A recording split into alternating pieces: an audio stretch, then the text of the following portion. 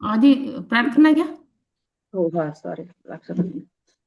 वसुदेव सुतं देवं कंसचानूरमर्दनं देवकी परमानंदं कृष्णं वंदे जगद्गुरुं. कृष्णं वंदे जगद्गुरुं.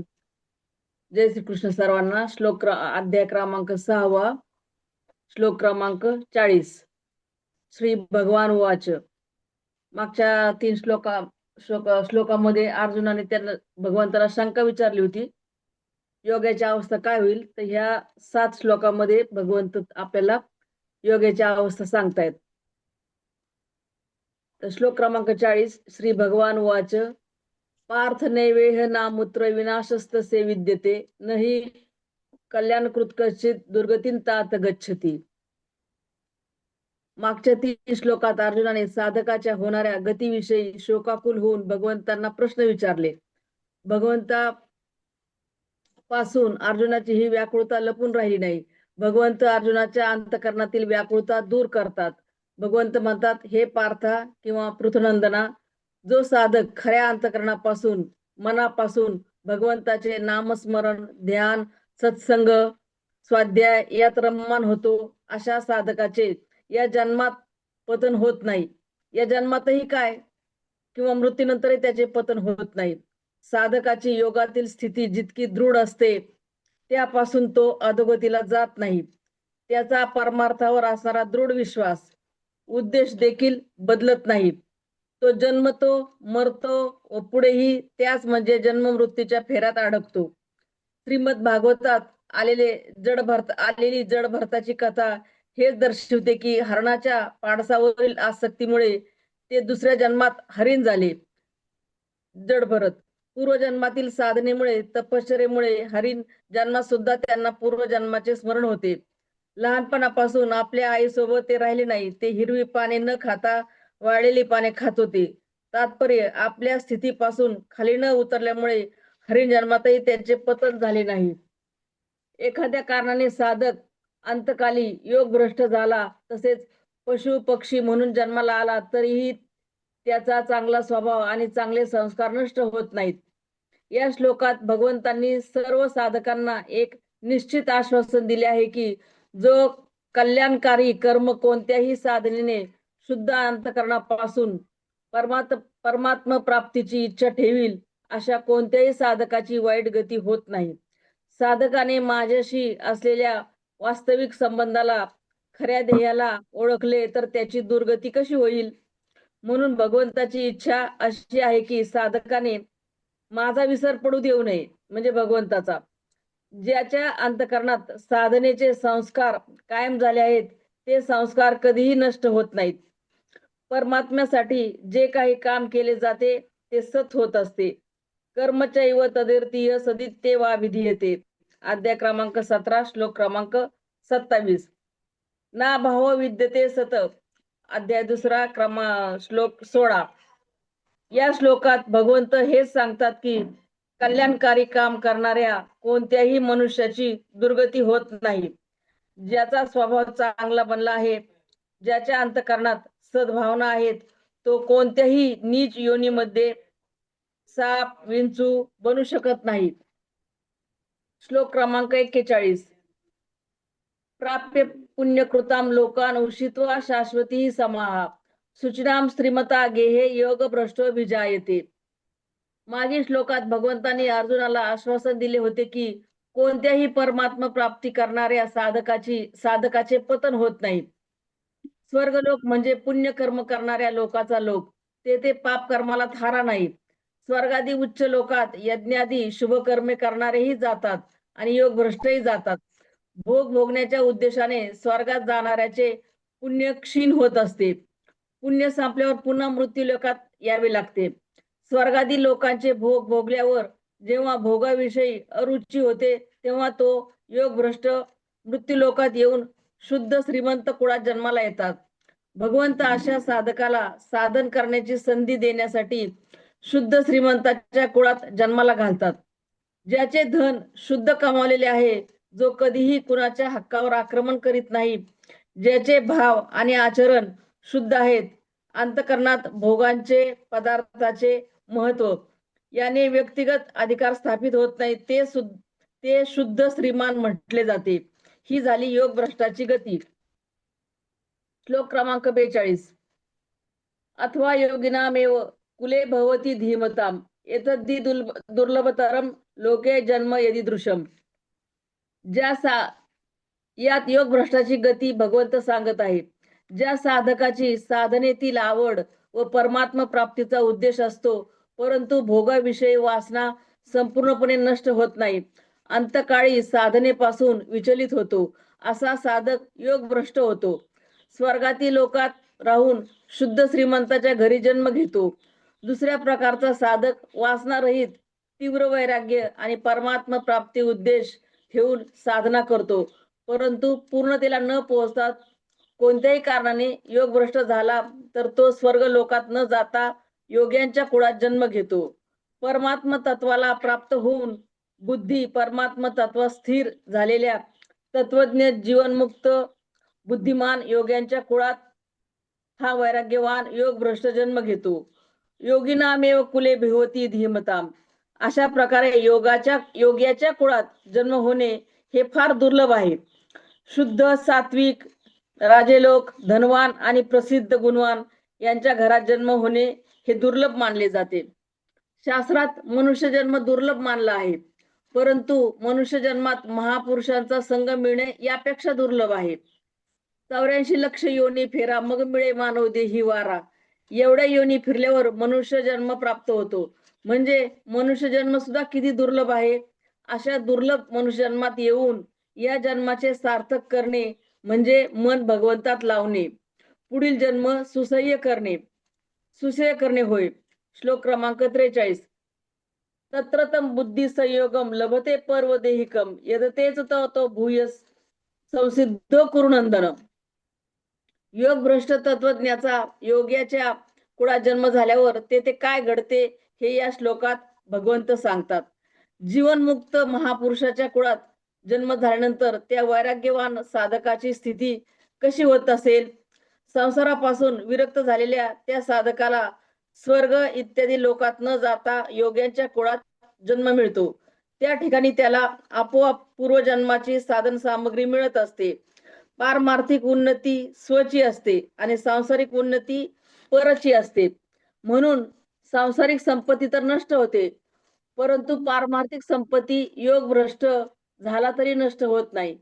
पारमार्थिक उन्नती झाकली जाते परंतु नष्ट होत नाही. संधी मिळतात प्रकट होते. श्लोक क्रमांक 44. पूर्वाभ्यासेन तेनैव रिहते यौषपी सहा जिज्ञास्वरूपी योगस्य शब्द ब्रह्माती वर्तते. मागील श्लोकात भगवंतांनी म्हटले आहे की तत्वज्ञ योग्यांच्या कुळात जन्म घेणाऱ्याला पूर्वजन्मकृत बुद्धी संयोग प्राप्त होत असतो. तो साधनेत तत्परतेने लागतो. आता शुद्ध श्रीमंताच्या घरी जन्म घेणाऱ्या योग भ्रष्टाची स्थिती कशी असते हे या श्लोकात भगवंत सांगतात. योग्यांच्या कुळात जन्म घेणाऱ्या योग भ्रष्टाला जशी साधनेच्या सुविधा मिळतात, वातावरण मिळते, संगती मिळते, उपदेश प्राप्त होतो, तशी साधनेची सुविधा, वातावरण, संगती, उपदेश इत्यादी श्रीमंताच्या घरी जन्म घेणाऱ्याला मिळत नाही. मनुष्य जन्मातील सांसारिक भोगांची आसक्ती असूनही तो परमात्मा प्राप्तीकडे ओढला जातो. भगवंत सांगतात की योगाचे थोडेसेही अनुष्ठान साधकाचे कल्याण करत असते. योगात प्रवृत्त होणाऱ्यांचे महात्म्य अपार आहे. योग भ्रष्ट देखील तेवढाच महत्वाचा आहे. योग भ्रष्टातून एक गोष्ट मिळते की साधकाने जर परमात्मा प्राप्तीचा निश्चय केला तर तो शब्द ब्रह्माच्याही पलीकडे जाईल. आपण जरी भगवंताला पाहू शकत नसलो तरी भगवंत आपल्याला पाहत असतो. एवढी जाणीव असली तरी भगवत प्राप्ती अवश्य होईल. भगवत संबंधी पुण्य मनुष्याला भगवंतातच लावते. श्लोक क्रमांक 45. प्रयत्नादत मानस्तु योगी संशुद्ध किल्बिषः अनेक जन्म संसिद्धस ततो याती परांगती. श्रीमंताच्या घरी जन्म घेतल्यानंतर जेव्हा तो योग भ्रष्ट परमात्म्याकडे ओढला जातो तेव्हा त्याची स्थिती कशी होत असते हे या श्लोकात सांगितले आहे. योग्याच्या कुळातील विशेष प्रयत्नाने परमात्म्याला प्राप्त होत असते. श्रीमंताच्या घरी जन्माला येणारा योग भ्रष्ट परमात्म्याला कसा प्राप्त होतो हे या श्लोकात पाहू. प्रयत्नपूर्वक साधन करण्याचे तात्पर्य म्हणजे त्याची परमात्मा प्राप्तीकडे वाटचाल आहे. श्रीमंताच्या घरी जन्म घेणारा योग भ्रष्ट पूर्वाभ्यासामुळे परमात्म्याकडे ओढला जातो. वर्तमान काळातील भोगाचा त्याग केला तर तो परमात्म्याला प्राप्त होईल. योग भ्रष्ट ही श्रीमंताच्या जन्म झाल्यानंतर विशेष गतीने परमात्म्याकडे वाटचाल करतो. त्याच्या अंतःकरणातील सर्व दोष, सर्व पापे नष्ट झाली आहेत. परमात्म्याकडे प्रवृत्ती असल्याने त्याच्या अंतःकरणात भोग, संग्रह, मान, प्रतिष्ठा इत्यादीची इच्छा संपूर्णपणे नष्ट झालेली असते. पूर्वी मनुष्य जन्मातील योग अंतकाळी योगापासून विचलित होऊन स्वर्गलोक आणि मग श्रीमंताच्या घरी जन्म घेऊन परमात्मा प्राप्तीसाठी प्रयत्न करून शुद्धी झाली. अशा प्रकारे 3 जन्मामध्ये शुद्ध होणेच अनेक जन्म संसिद्ध होणे आहे. म्हणून तो परमगतीला प्राप्त होतो. केवळ मनुष्य प्रयत्नपूर्वक साधन करून परमगतीला प्राप्त करू शकतो, आपले कल्याण करून घेऊ शकतो. कारण भगवंतांनी हा शेवटचा जन्म या मनुष्याला केवळ आपले कल्याण करून घेण्यासाठी दिला आहे. ज्या अर्थी मनुष्य शरीर दिले आहे त्या अर्थी तो मुक्तीचा पात्र आहे. म्हणून सर्व माणसांनी आपल्या उद्धारासाठी तत्परतेने प्रयत्न केला पाहिजे. श्लोक क्रमांक 46. तपस्वीभ्योऽधिको योगी ज्ञानीभ्योऽपि मतोऽधिकः कर्मिभ्यश्चाधिको योगी तस्माद् योगी भवार्जुन. योगाचे महात्म्य या श्लोकात सांगितले आहे. सकाम तपस्वीपेक्षा पारमार्थिक रुची असणारा, ध्येय निश्चित करणारा योगी श्रेष्ठ आहे. ज्यांचा उद्देश सांसारिक भोग आणि ऐश्वर्य असतो अशा सकाम शब्द ज्ञानी पुरुषापेक्षाही योगी श्रेष्ठ समजला जातो. धनसंपत्ती, सुख, आराम, भोग, स्वर्गसुख इत्यादीसाठी जे कर्म करतात असे सकाम भावनेने केलेले यज्ञ, ज्ञान, तीर्थ इत्यादी शास्त्रीय कर्म करत असतात. त्या कर्मकांडी मनुष्यापेक्षा योगी श्रेष्ठ आहे. जो संसाराला विमुख होऊन परमात्म्याला सम्मुख झाला आहे तोच वास्तविक योगी आहे. योग्याचा उद्देश परमात्मा असतो, तसेच निष्काम भाव असतो. म्हणून भगवंत अर्जुनाला योगी हो अशी आज्ञा देतात. श्लोक क्रमांक 47. योगिनामपि सर्वेषां मद्गतेनान्तरात्मना श्रद्धावान भजते यो माम समेयुक्त तमो मतः. अगोदरच्या श्लोकात भगवंत योग्याची प्रशंसा करून अर्जुनाला योगी हो म्हणून आज्ञा देतात. परंतु कर्मयोगी, ज्ञानयोगी, ध्यानयोगी, भक्तियोगी इत्यादी योग्यापैकी कोणता योगी झाले पाहिजे याविषयी स्पष्ट आज्ञा अर्जुनाला दिली नाही. म्हणून भगवंत पुढील श्लोकात अर्जुनाने भक्तियोगी व्हावे या उद्देशाने भक्तियोगाचे विशेष महात्म्य वर्णन करीत आहे. सर्व प्रकारच्या योगापेक्षाही केवळ माझ्याशी संबंध जोडणारा भक्तियोगी सर्वश्रेष्ठ आहे. जो माझ्यावर श्रद्धा आणि विश्वास ठेवतो, अर्थात ज्याच्या कारणात माझी सत्ता आणि महत्ता आहे, असा तो श्रद्धाळू भक्त माझ्या ठिकाणी रत झालेल्या मनाने माझे भजन करत असतो. मी भगवंताचा आहे आणि भगवंत माझे आहेत. अशा प्रकारे जेव्हा स्वतःची भगवंताविषयी आत्मीयता निर्माण होते तेव्हा मन भगवंताच्या ठिकाणी आपोआपच लागते, तल्लीन होत असते. अनन्य भक्त भगवंताच्या प्रसन्नतेसाठी सर्व कर्म करत असतो. नित्य मतपरायणच राहतो. तो केवळ माझाच भक्त असतो. केवळ मज सगुण परमात्म्यालाच शरण येतो. तो भगवंताच्या मते युक्ततम असतो. श्रद्धा विश्वासपूर्वक भगवंताच्या ठिकाणी तल्लीन झालेल्या मनाने भजन केल्यास त्याच्या ठिकाणी सर्व योग घर करतात. युक्ततम भक्त कधीही योग भ्रष्ट होऊ शकत नाही. भगवंत म्हणतात, कफवातादी दोषाच्या कारणामुळे माझा भक्त जर मृत्यूसमयी माझे स्मरण करू शकला नाही तर मी स्वतः त्याचे स्मरण करतो. कर्मयोगी, ज्ञानयोगी, ध्यानयोगी, हठयोगी, लययोगी, राजयोगी इत्यादी जितके योगी होऊ शकतात त्या सर्व योग्यात भगवंताचा भक्त सर्वश्रेष्ठ आहे. परमात्मा प्राप्तीच्या सर्व साधनात भक्ती मुख्य आहे. सर्व साधनाचा शेवट भक्तीतच होतो. जय श्रीकृष्ण.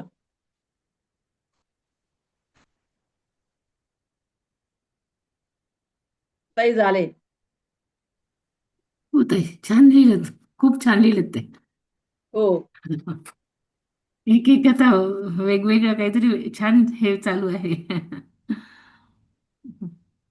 लिहिल्याशिवाय नाही समजत, तसं वाचायला नाही आवडत मला. नाही, बरोबर आहे, खरंच आहे. आणि आधीपासून तुमचं लिहिण्यावर एक हे आहे पूर्णपणे. अरे माझा. हा, बरोबर आहे. आणि लिहून कसं लक्षात राहतं बरं का ताई. लिहून लक्षात राहतं, खरंच आहे अगदी. श्लोक वाचताना लगेच लक्षात येतं त्याचा हा अर्थ होता बरं का म्हणून. छान. आपण आता दुसरं कोण आहे? सुरेखाताई ना? होत आहे. वाचू वाचू का ते? हो हो, सविताताई तुम्ही पण रेडी राहा. अध्याय 6 40 ते 47 पर्यंत. मागील श्लोकात अर्जुन श्रीकृष्णास मन, मोक्ष, आत्मा, स्थितप्रज्ञता याविषयी प्रश्न विचारत होता. या सर्व प्रश्नांची उत्तरे भगवंत 40 ते 47 मध्ये देतात. अर्जुनाचे समाधान करतात. येथे अर्जुन म्हणजे काल्पनिक दृष्टीने आपण सर्वजण आहोत. 40. अर्जुनाचा प्रश्न असा आहे की साधक जर मध्येच इंद्रिय रूपी नगरीतून निघून साक्षात्कार रूपी नगरीला पोहोचण्याआधी जर आयुष्य रूपी सूर्यास्ताला गेला तर त्याची गती कशी होते? मोक्ष सुख, संसार सुख या दोन्ही सुखाला तो दुरावलेला असतो. तर भगवंत सांगतात की अर्जुना, इहलोकी किंवा परलोकी त्याचा नाश होत नाही. साधक दुर्गतीलाही जात नाही. या साधकाचा अभ्यासाचा वेग कमी असल्याने पण अंगी फक्त श्रद्धा असल्याने हा मोक्षालाच प्राप्त होतो. 41. असा योगभ्रष्ट पण पुण्यकर्म करणाऱ्या लोकात जाऊन तो अनेक वर्ष राहून सदाचारी वैभवशाली अशा कुळात जन्म घेतो. ह्या अशा पुण्यकर्म करणाऱ्या लोकात राहण्यासाठी इंद्रालाही अनेक परिश्रम करावे लागले, पण ते एका मोक्षाला सहज मिळवता येते. ज्या साधकाचा काळ ईश्वर चिंतनात जास्त घालवलेला असतो त्याला आपल्या कुलदैवता कुळाचे वैभव वाटते. अशा पुण्याची जोड लाभल्यामुळे तो स्वर्गाधिक सुखाचा अनुभव घेऊन अनुकूल परिस्थिती येतात योगभ्रष्ट पुन्हा जन्माला येतो. तो योगभ्रष्ट बुद्धिमान 42. तो योगभ्रष्ट बुद्धिमान पुरुषांच्या कुळात जन्म घेतो. पूर्वजन्मातील संपादन केलेले संस्कार युक्त योग बुद्धीचा संयोग होऊन पुढील योग सिद्धीसाठी तो प्रयत्न करतो. अशा प्रकारच्या जन्मने वा मृत्यू लोकात दुर्लभच आहे. प्रौढ अवस्था प्राप्त होण्यापूर्वीच पूर्वजन्मेची संस्कारयुक्त सिद्ध बुद्धी असल्यामुळे मनाला सर्व विद्यांचा प्रसाद प्राप्त होतो. मग तोंडातून सर्व शास्त्रे सहजपणे प्रगट होतात. असो, उत्कृष्ट जन्म आहेत की जे जे प्राप्त करण्यासाठी इंद्रादी देव आणि जप होम करत असतात. जरी योगभ्रष्ट पूर्वजन्मीच्या 43. योगभ्रष्ट पूर्वजन्मीच्या योगाभ्यासाच्या संस्काराने परतंत्र असला तरीही योगाभ्यासाच्या रुजलेल्या संस्काराने योगाभ्यास त्याला खेचून घेतो. योग लक्षणे जाणण्याची जिज्ञासा त्याला समाधीचा अनुभव सहज प्राप्त होतो. पूर्वजन्माची साधन सामुग्री मिळत असल्यामुळे ह्या ठिकाणी एक उदाहरण द्यावं असं वाटतं. एखाद्या रस्त्यात चालताना झोप आली म्हणून तो कडेला जाऊन झोपला. झोपेतून उठला तर तो मागील रस्ता परत चालत नाही, तो तसंच तो पुढे जातो. त्याचप्रमाणे पूर्वजन्मीच्या योगाभ्यासाच्या साधनेने किंवा अभ्यासाच्या सरावाने त्याला समाधीचा अनुभव सहज प्राप्त होतो. मागील जन्मात देहांत होईपर्यंत जी सद्बुद्धी प्राप्त झालेली असते तीच या जन्मात त्याला व्यापक स्वरूपात मिळते. एखाद्या भाग्यशाली माणसाला किंवा पायाळू माणसाला भूमिगत असलेल्या द्रव्याचे गुप्त साठे सहज पाहू शकतात. अगदी तसे तो पुरुष स्वबुद्धीने सिद्धांताचे गूढ रहस्य उकलू शकतो. असे योगभ्रष्ट योगपीठाचे रक्षक म्हणावयास हवे. यमनियमादी अष्टांग योग सामग्री दाखवणारा दिवस समजावा. अशा योग पुरुषाच्या रूपाने प्रत्यक्ष संतोषच प्रगट झालेला आहे असे म्हणणेही वावगे ठरणार नाही. 45. योग मार्गाचा अच्छा.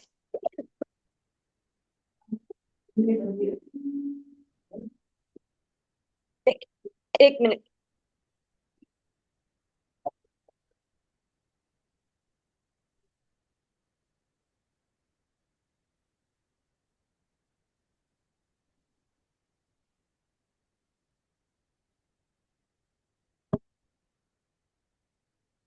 क्षमस्व. योग मार्गाचे आस्थापूर्वक आचरण करून पातकापासून शुद्ध असल्याने अनेक जन्मीचे संस्कार आणि पुण्याने त्याचा अधिकार संपन्न झालेला आहे. तो योगी ब्रह्मज्ञाना प्राप्तीमुळे मोक्षपदात जातो. कोट्यावधी शतवर्षाचे हजारो जन्मीचे थोडे निष्काम पुण्य संचय करीत मोक्ष मार्गातील अडचणी तो दूर करून आत्मसिद्धीच्या किनाऱ्याला पोहोचतो. परब्रह्म स्वरूपाशी तो एकरूप होतो. ब्रह्म समाधी अवस्थेत मनावरील अब्र वितळून जातो. वाऱ्याची चंचलता विरून जाते. चिदाकाश हे आपणच आपल्यात विरून जातो. ह्यालाच परमगती म्हणतात. त्या सुखाचं वर्णन शब्दात करणे कठीणच आहे. 46. येथे तर भगवंत अर्जुनाला साक्षात आज्ञा देतात, तू योगी हो. कारण तप करणारा, ज्ञानी, कर्मी ह्या सर्वांपेक्षाही योगी श्रेष्ठ आहे. कर्मनिष्ठ लोक वस्तूच्या लाभापायी स्वतःच्या धैर्यावर अध्ययन, अध्यापन, दान इत्यादीमध्ये उडी घेतात. ज्ञानी लोक ज्ञानाचे कवच पांघरून विचारांच्या रणात संसाराशी दोन हात करतात. तपस्वी ज्या स्वरूप प्राप्तीच्या इच्छेने निसरडा तुटलेला कडा असणाऱ्या दुर्गम तपरूपी किल्ल्यावर चढण्याचा प्रयत्न करतात. पण जो आपल्यात श्रेष्ठ वाटतो म्हणून भगवंत पुन्हा एकदा सांगतात की अर्जुना तू फक्त योगी हो. 47. माझ्या ठिकाणी अंतःकरण जोडून जो माझे भजन श्रद्धेने करतो तो सर्व योगामध्ये श्रेष्ठतम योगी आहे. भगवंत सांगतात असा योगी तो देवांचा देव जाणावा. तो माझे सुख सर्वस्व किंवा आत्मचैतन्य असे समजावे. त्याच्या माझ्या एकरूपतेविषयी बोलायचं तर तो माझा देह आणि मी त्याचा आत्मा आहे अशी सुंदर उपमाही देतात. सासरी गेलेल्या मुलीचे मन माहेरी लागते तसे भगवंताशी आत्मीयता असलेल्यांचे मन माझ्या ठिकाणीच रममान होते. विनोबाजी आपल्या गीताईमध्ये म्हणतात सर्व योगामध्ये योगी जीव माझ्यात ठेवून श्रद्धेने भजतो माते तो थोर मज वाटतो. जय श्रीकृष्ण. झालं ताई. छान सांगितलं ते. प्रश्नच नाही. मदत केलं. हो हो हो. खूप छान सांगितलं. अजून कोण होतं? सविता ताई ना? सविता ताई.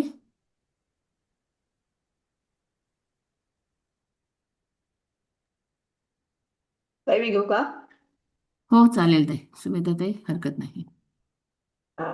मी आधी सार सांगते हा त्या 6व्या अध्यायाचं सार सांगते आणि नंतर मग थोडस मला नाम जप यज्ञ सांगायचंय मला. अच्छा. नाही ह्या सध्या हे चालू आहेत ना ते आपल्याला आधी हे कम्प्लीट करूयात ना ताई आपण. हो हे नाही थोडस आहे म्हणजे एक पानच आहे सार त्याचा म्हणून मग ते थोडा वेळ असला तर घेतो. बर बर ठीक आहे हरकत नाही. तर 5व्या अध्यायाच्या शेवटी भगवान अर्जुनाला इंद्रिय, मन आणि बुद्धी यांचे संयमन करण्यास सांगतात. व्हिडिओ चालू ठेवा म्हणजे मग आवाज येतो व्यवस्थित तुमचा.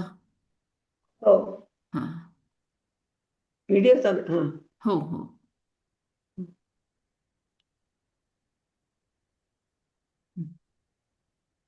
असं घेऊ का? हो हो. थोडस जवळ घ्या म्हणजे मग आवाज येतो व्यवस्थित. जवळच. हा 5व्या अध्यायाच्या शेवटी भगवान अर्जुनाला इंद्रिय, मन आणि बुद्धी यांचे संयमन करण्यास सांगतात. हा इंद्रिय निग्रह कसा करावा तो विषय भगवान या अध्यायात प्रतिपादन करतात. कर्मफलाचा आश्रय न घेता म्हणजेच फलाची अपेक्षा न ठेवता कर्तव्य म्हणून प्राप्त कर्म जो समाचार म्हणजे उत्तम प्रकारे करतो तोच संन्यासी व तोच योगी होय. कपड्याचा रंग बदलला व कर्म म्हणजे संसारिक जबाबदाऱ्या सोडल्या म्हणजे तो संन्यासी असा अर्थ नव्हे. त्यासाठी शब्द, स्पर्श, रूप, रस व गंध या विषयांच्या ठिकाणची आसक्ती त्यागणे आवश्यक आहे. यासाठी मनुष्याला त्याच्या स्वतःशिवाय दुसरा कोणीही मदत करणार नाही. मनुष्याने स्वतःचा उद्धार करून घ्यावा आणि स्वतःच्या अधोगतीस कारण बनू नये. अशा प्रकाराने ज्याने स्वतःला जिंकले तो स्वतःचा बंधू आणि जो स्वतःला या प्रकारे ओळखत नाही तोच स्वतःचा वैरी होय. ज्याने आपल्या इंद्रियांवर विजय मिळविला तोच आत्मज्ञानाने तृप्त झाला. त्याला माती किंवा सोने, शत्रू, द्वेषी, अगर, साधू इत्यादींच्या बाबत त्याच्या भावना सम असतात. अशा योग्याने योगाभ्यास कसा करावा? एकांतात राहावे. शरीरानेच नव्हे तर मनाने. संग्रह करण्याची आसक्ती सोडावी. वस्तूंच्या प्राप्तीची अपेक्षा सोडावी. मन बुद्धीला समत्व अवस्थेत स्थिर करावे व स्थिर आणि सहज अशा आसनात स्वस्थ असावे. मग इंद्रिय व चित्त यांच्या सर्व व्यापाराचे नियमन करून पाठ, डोके, मान सरळ अवस्थेत निश्चल ठेवावी. नजर इकडे तिकडे न फिरवता नासाग्री किंवा भोवर मध्ये स्थिर करावी. भुवयामध्ये जे नासाग्री म्हणजे नाकाच्या शेंट्यावर मध्यभागी, दोन्ही भुवांच्या मध्यभागी स्थिर करावे. निर्भय होऊन शांत अंतःकरणाने ब्रह्मचर्य व्रत पाळून मनाचे संयमन करून भगवंताचे चिंतन करावे. चित्त त्याच्या ठिकाणी एकाग्र करावे. याप्रमाणे अभ्यास करण्यात नियमितता ठेवावी. असे सातत्य ठेवले की मन ताब्यात राहते आणि व्यवहारात काम उत्तम होते, पण त्याचबरोबर मनशांती प्राप्त होते. यासाठी अतिशय खाणे किंवा मुळीच न खाणे, खूप झोप घेणे, खूप जागरण करणे, सतत फिरणे किंवा सतत एका जागी राहणे या गोष्टी टाळाव्या. युक्त म्हणजे मोजका, अर्थात शरीर निग्रहापुरताच आहार विहार असावा. हळूहळू आपोआपच कोणत्याच गोष्टीच्या उपभोगाची अपेक्षा राहत नाही. निवांत जागी दिवा किंवा ज्योत जशी शांत म्हणजे निश्चल ठेवत राहते, न इंगते म्हणजे हलत नाही डुलत नाही, अशी मनाची अवस्था होते. अशा प्रकारे मन व शांत दृष्टी समट झाल्यावर त्या मनुष्याला सर्व भूतांची ठिकाणी भगवंताचेच अस्तित्व जाणवू लागते. यम, नियम, आसन, प्राणायाम, प्रत्याहार इत्यादी मार्गाने इंद्रिय निग्रह करून मनावर नियंत्रण ठेवून आहार विहार नियत ठेवून निष्काम भावनेने सांसारिक कर्मे उत्तम प्रकारे करीत राहिल्यावर त्या कर्मयोगाची अवस्था सर्वभूतस्थमात्मानं सर्वभूतादिजात्मनी झाल्याशिवाय राहणार नाही. पण समजा प्रयत्न करून सुद्धा एखाद्याला पूर्णत्व प्राप्त झाले नाही तर त्याची अवस्था ना घरका ना घटका अशी होणार नाही का?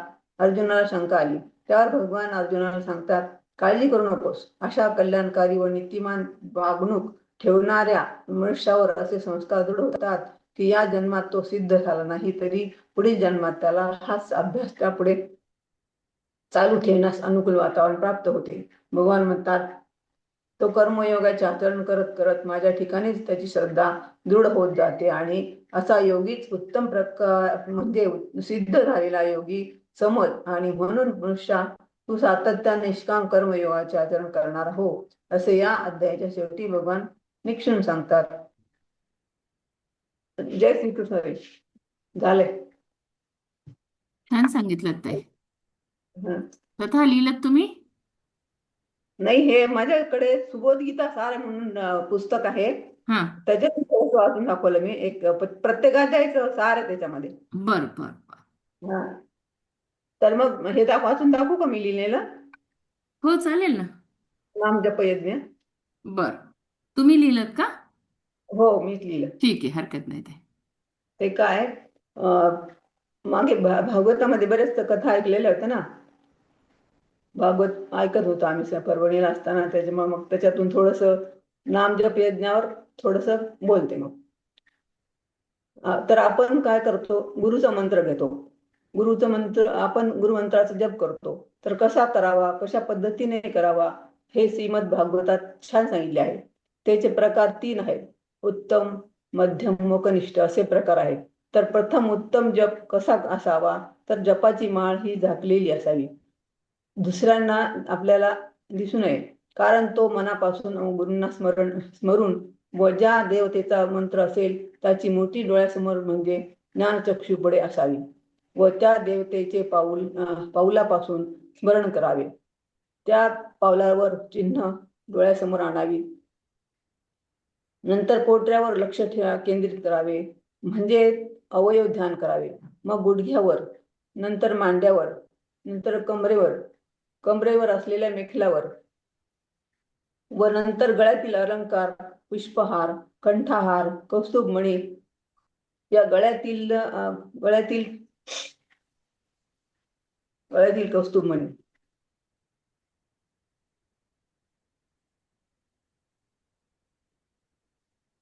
भगवंताने आपल्या कंठात समुद्र मंथनातून निघालेले हलाहल विष घेतले, परंतु लक्ष्मीने ते कंठात थांबवून ठेवले व पोटात जाऊ दिले नाही. त्यानंतर मुखकमलावर ध्यान करावे. नाकावर, नंतर नासिका नंतर कमल नयनावर, म्हणजे भगवंताचे डोळे कसे, त्याला देवाला हे आवडते ना, पुष्प आवडते, आपलं कुठलं कमळ पुष्प आवडते त्याला, तर तसे डोळे सुद्धा त्याचे कमल पुष्पासारखे आहेत, मग त्याच्यावर ध्यान करावे. नंतर भुवया कपाळावर उभे गंध, कपाळावरील मुंगुटाचे ध्यान करावे. कानातील कुंडले, अंगावरील उपवस्त्र, कुरळे केस, हातातील शंख चक्र गदा पद्म यांचे ध्यान करावे. अशा प्रकारे दंडावरील बाजूबंद ध्यान डोळे मिटून बंद करून जप यज्ञ करावा. हा उत्तम जप असावा असे श्रीमद भागवत सांगते. त्यानंतर मध्यम जप म्हणजे डोळे उघडे ठेवणे किंवा मग तोंडाने जप करणे, म्हणजे तोंड हलवून जप करणे, हा मंत्र काय मध्यम समजला जातो. हा झाला मध्यम जप. आणि आता कनिष्ठ जप मंत्र कसा असावा, म्हणजे कसा असतो, फक्त माळच फिरवते, इकडे तिकडे लक्ष देऊन केलेला जप तो कनिष्ठ जप आहे असे सांगतात भगवान सांगते, भागवत सांगते. अशा रीतीने केलेला जप त्याचे फळही कनिष्ठ असेल, भगवंताला माहीत. या प्रकारे जपयज्ञाचे प्रकार सांगितले आहेत. झालं ताई? छान सांगितलं ताई. म्हणजे हो, हा सगळा आपल्या ह्याच अध्यायाशी रिलेटेड आहेत. हा हो हो, हा म्हणूनच मी घेतलं, मग तुम्हाला हो, सांगू का म्हणून. बरोबर आहे. छान सांगितलं ते. धन्यवाद ताई. हॅलो ताई, मी सारांश वाचू का? हा, वाचत आहे. थँक्यू. मला आज संधी दिली आपण, त्याबद्दल आपले फार फार धन्यवाद. तुम्ही मी आज काल ज्ञानेश्वर नाही आहात. हा हो.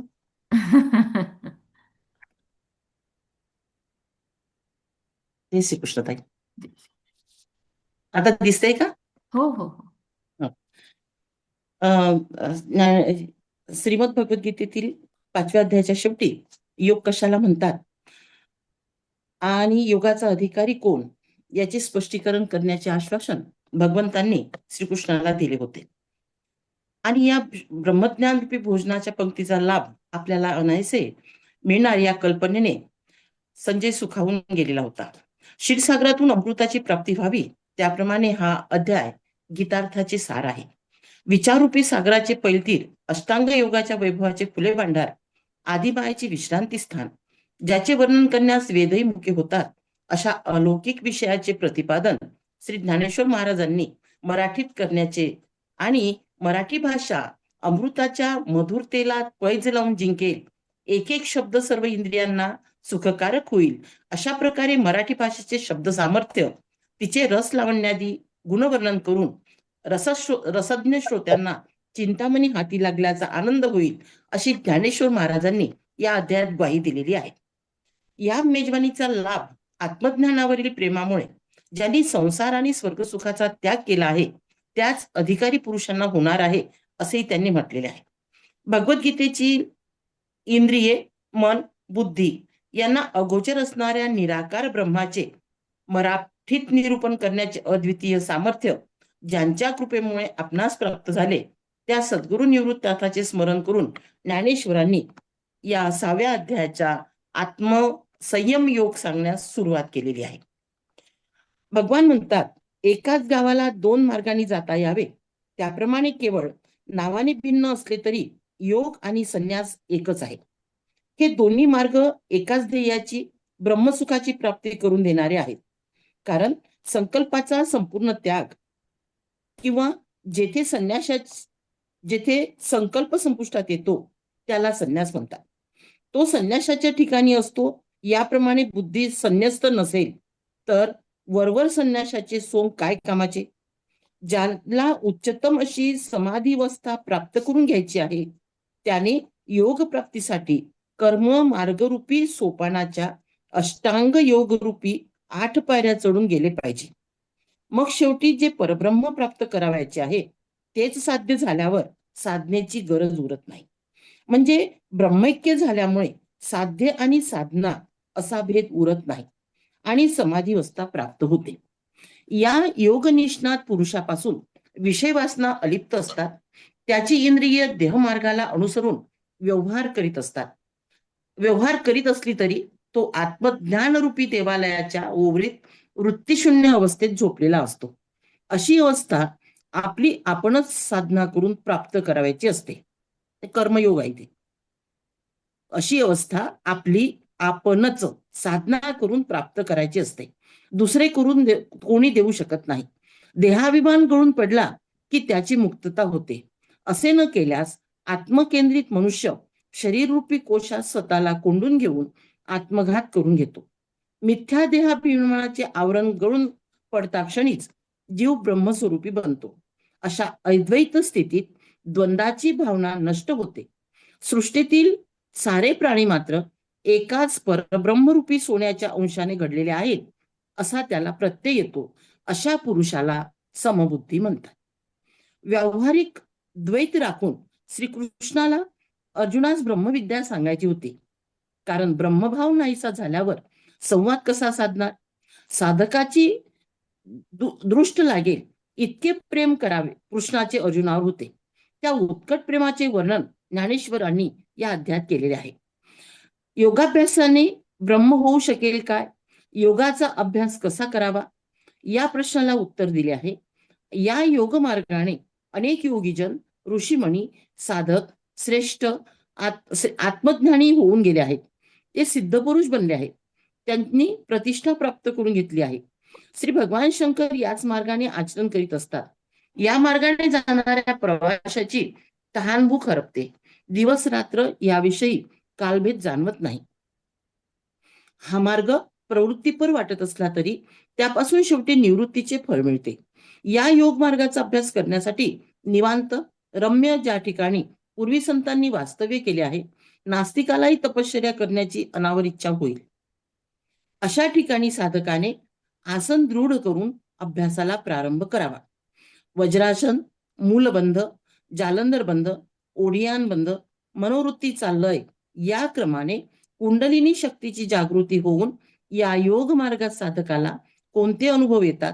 अष्टमहासिद्धीची प्राप्ती झाली तरी त्यात तो अडकून न राहता ब्रह्मैक्य स्थितीपर्यंत कसा पोहोचला? या मार्गाकरिता विषय वासनाधिकांचा त्याग करून इंद्रिय निग्रह किंवा नियमन करणे, त्याप्रमाणे आहार, विहार, क्रिया, जागृती, निद्रा इत्यादी देहधर्म नियमित असावे लागतात. अद्वैत प्रधान असलेला हा योग हळूहळू साधावा लागतो. निर्वांत स्थळी प्रदेशात ठेवलेल्या दीपाच्या ज्योतीप्रमाणे स्थिर झालेले मन अंतर्मुख होते आणि स्वतःच्या आत्मसुखाला पाहते.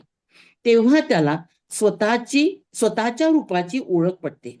तेथे चित्ताचा चित्तपणा नाहीसा होतो व तो सुखाच्या साम्राज्याचा धनी होतो. अशा प्रकारे चित्त आत्मस्वरूपी एकरूप झाल्यावर मोठमोठ्या दुःख प्रसंगात त्याचे मन डळमळत नाही. योगाभ्यासात विषय वासना सुखाचा त्याग महत्वाचा आहे. त्यासाठी इंद्रियांचे नियमन करणे अवघड आहे.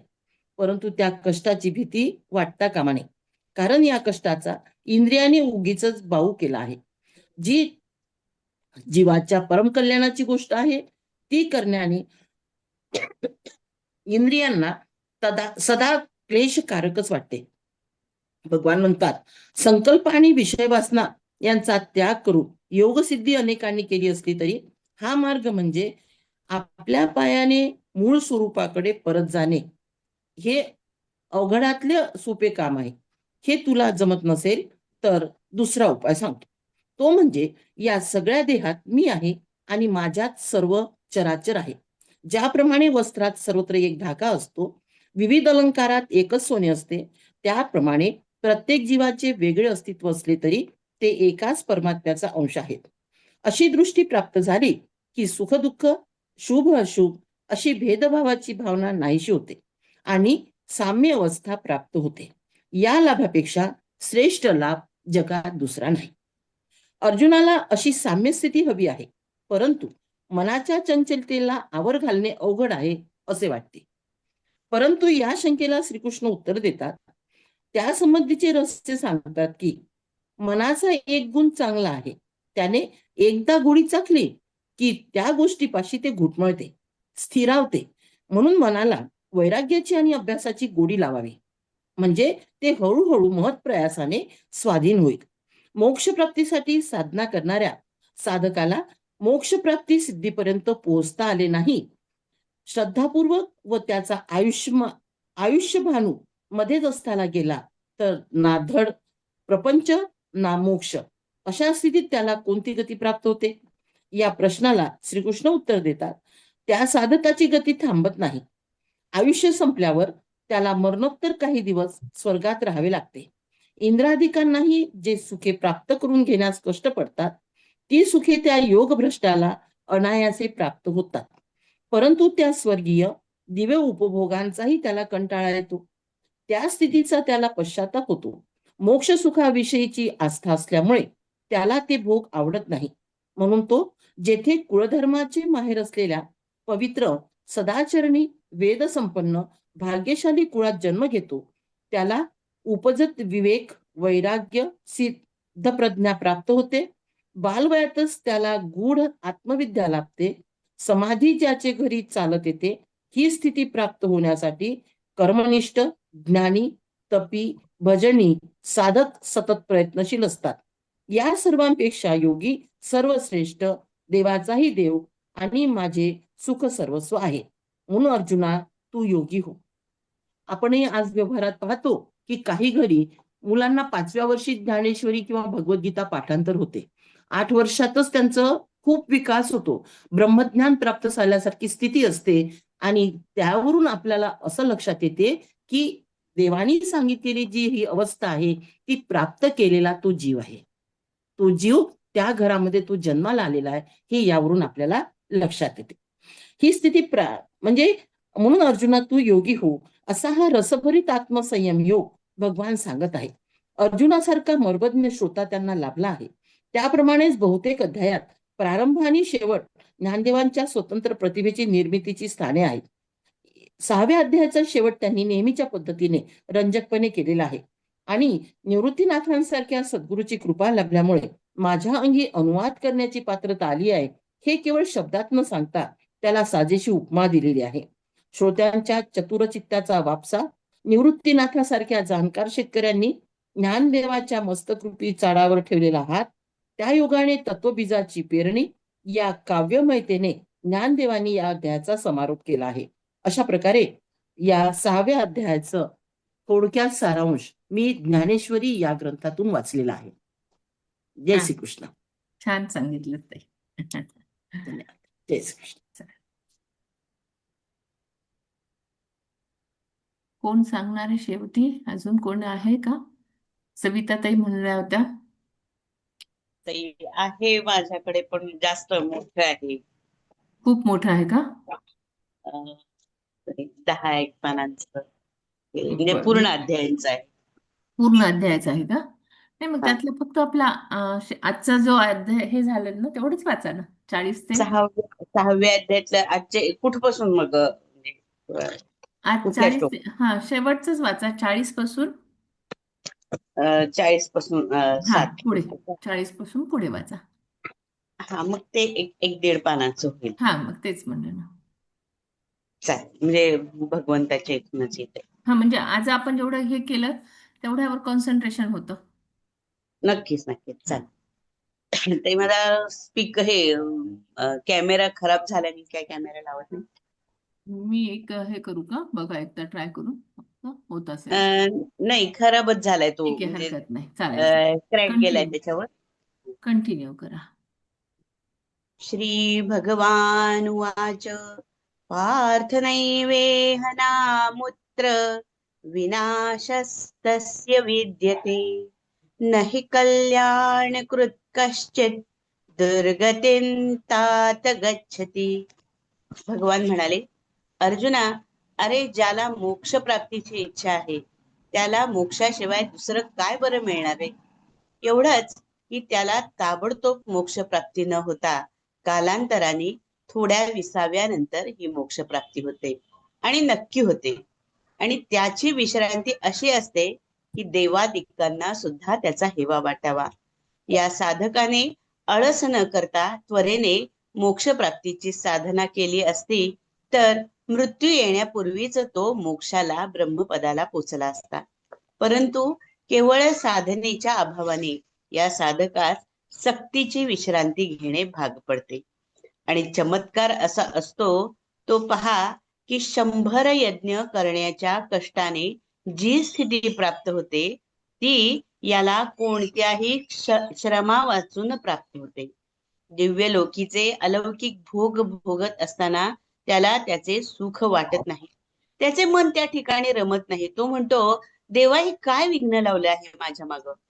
आणि यानंतर तो पुन्हा मृत्यूलोकी जन्मास येतो. ज्या कुळात कुलधर्म नीतीच्या मार्गाने आचरण सत्य पवित्र शब्द बोलले जातात, शास्त्राला संमत अशा मार्गाचे आचरण केले जाते, अशा पवित्र कुळात हा साधक जन्माला येतो. किंवा अत्यंत बुद्धिमान अशा योगी लोकांच्या कुळामध्ये याला जन्म प्राप्त होतो. आणि अर्जुना तुला सांगतो असा हा जन्म प्राप्त होणं ही या लोकी अत्यंत दुर्लभ अशी गोष्ट आहे. आणि कुळात जन्म झाल्यानंतर त्याची ती पूर्वजन्मीची योगबुद्धी या जन्मी त्याला पुन्हा प्राप्त होते. तो योगसिद्धींच्या प्राप्तीसाठी प्रयत्नाला लागतो. आणि मग सूर्य उगवण्यापूर्वीच त्याला लालिमा प्रकाशाची छटा जशी धरतीवर पसरते तसा हा प्रौढ होण्यापूर्वीच बालपणीच पूर्वजन्मी सिद्ध झालेल्या बुद्धीच्या योगाने सर्व विद्या प्राप्त होऊन आपोआपच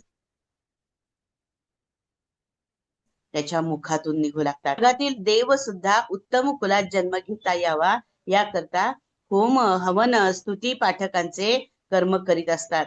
तिथेही योगभ्रष्ट साधक मात्र अगदी सहजतेने अशा उत्तम कुलामध्ये जन्म घेतात.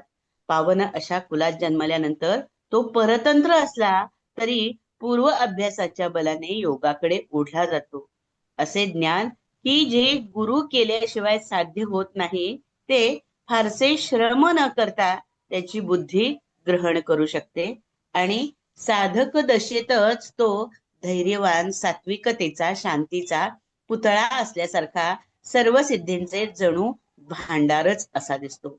याचाच अर्थ अर्जुना इथे मज श्रीकृष्ण परमात्म्यासाठी म्हणून जे जे काही केले जाईल ते कधी सुद्धा वाया जाणार नाही याची खात्री बाळग. योग मार्गाचे प्रयत्नपूर्वक आचरण करणारा तो योगी सर्व पापांपासून शुद्ध होऊन कोट्यावधी वर्षांनी अनेकानेक जन्मांचे उल्लंघन करून आत्मसिद्धीच्या किनाऱ्याला येऊन पोचतो. आणि मग त्या स्वरूपापासून विश्व उत्पन्न होते व पुन्हा ते ज्या स्वरूपी लीन होते ते साक्षात परमात्म स्वरूप तो याची देही होतो. बरं अर्जुना, तपी ज्ञानी व कर्मी यापेक्षाही योगी श्रेष्ठ आहे असे माझे श्रीकृष्ण परमात्म्याचे मत आहे. म्हणून केवळ म्हणून अर्जुना तू योगी हो.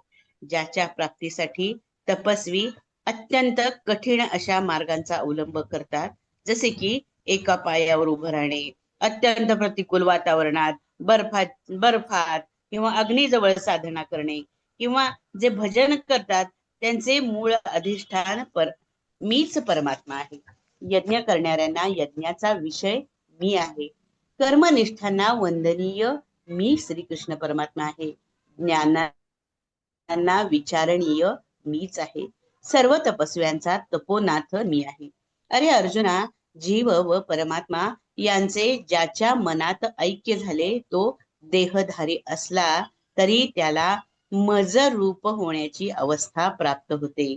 करिता म्हणून अर्जुना तू योगी हो. जो मजरूप होऊन श्रद्धेने ऐक्य भावाने मला भजतो तो सर्व योग्यांमध्ये श्रेष्ठ योगी आहे असे माझे स्पष्टच मत आहे. अरे योगी म्हणजे देवांचा देवच, माझे श्रीकृष्ण परमात्म्याचे सर्व सुखाचे आगर, केवळ आणि केवळ माझा प्राणच. अर्जुना तुला सांगतो त्याच्या आणि माझ्या प्रेमाचे काय वर्णन करू. त्यापेक्षा तू असा समज की तो आणि मी एकच आहोत, किंवा मी देह व तो आत्मा.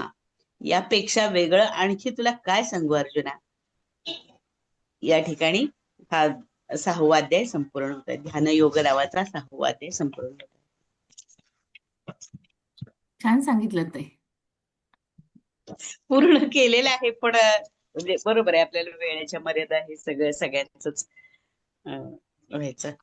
आणि मला तर इथे 11व्या अध्यायाचं काढलेलं आहे सगळं, ते मला विश्वरूप दर्शनाचं एवढं आवडतं. तर आपल्या एकादशीच्या आधी किंवा नंतर थोडस कुठेही 4-2 दिवसात मला बसवून द्या, मी तिथं करीन बघते. चालेल चालेल, तसं काही नाही प्रश्न ताई. आपलं विवेचन सत्र सुरू होत आहे ना, हा त्याच्यामध्ये तुम्ही 11वा अध्याय घेऊ शकता. चालेल, मला कुठेही ऑलरेडी मी मला ऑलरेडी म्हणजे दोघींनी सगळ्यांना ते येतंय कळतंय, पण मला मी जे तयार केले ते नाही, वाचून दाखवायचं. कसं असतं ताई, प्रत्येकाचं विवेचन वेगळं आहे. ऑलरेडी दोघांनी दिलेलं आहे आपल्याला विवेचनासाठी नाव 11व्या अध्यायावर. हा पण प्रत्येकाचं हे सांगण्याची शैली जी असते ना